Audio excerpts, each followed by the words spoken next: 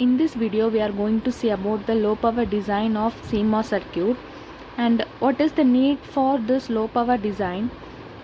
That means if you are performing so many operations, the power dissipation also increases, and this power is directly affect the speed of the circuit, switching function of the circuit. So the power dissipation is high, the system becomes slow down. So we need to lessen the power dissipation of any circuit. So here the three main sources of power dissipation in digital CMOS circuits are DC power, that is leakage power, PDC, and switching power, PSW, and dynamic power, PDYN. So these are the three sources of power dissipation in digital CMOS circuit: DC power or leakage power, switching power, and dynamic power. So the total power dissipation in CMOS circuit P is equal to the summation of all those three power dissipation: DC power, switching power, dynamic power. So first we see the DC leakage term, that is BDC, and this is equal to IDDQ and into VDD, and this IDDQ is the leakage current in the CMOS design.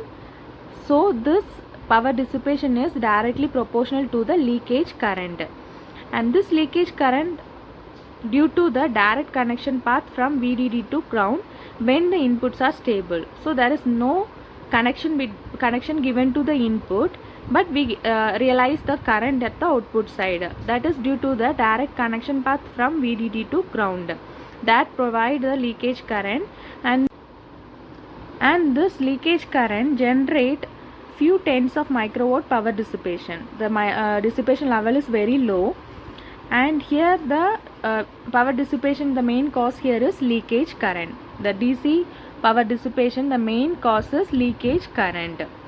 So next we see about the switching power, and this switching power, that is equal to ISW into VDD, and this ISW is the average DC current flow, and this is average DC current flow of CMOS design, and this is depend on system aspect ratio. This is depends on transistor aspect ratio, that is W by L.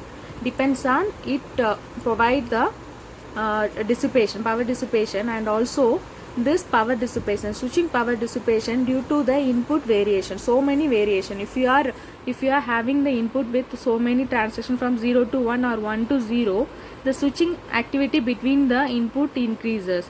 So this is switching activity increase the power dissipation, and mainly this power dissipation due to the transistor aspect ratios and also the switching activity of the input.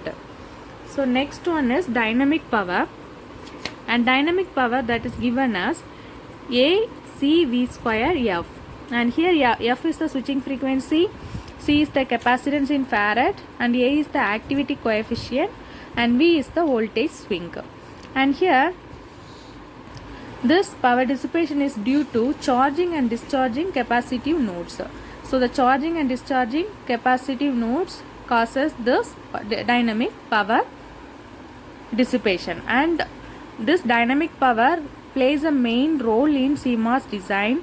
This consume more power, this provide more power dissipation. So this is the critical part in CMOS low power design. So observing all those things, all power dissipation are directly proportional to VDD. So if you are decreasing this VDD, power also decreased. But if you are decreasing the VDD, ID also decreased. If ID, current in that CMOS design decreases, it reduces the switching speed of CMOS circuit. So it slow down the circuit.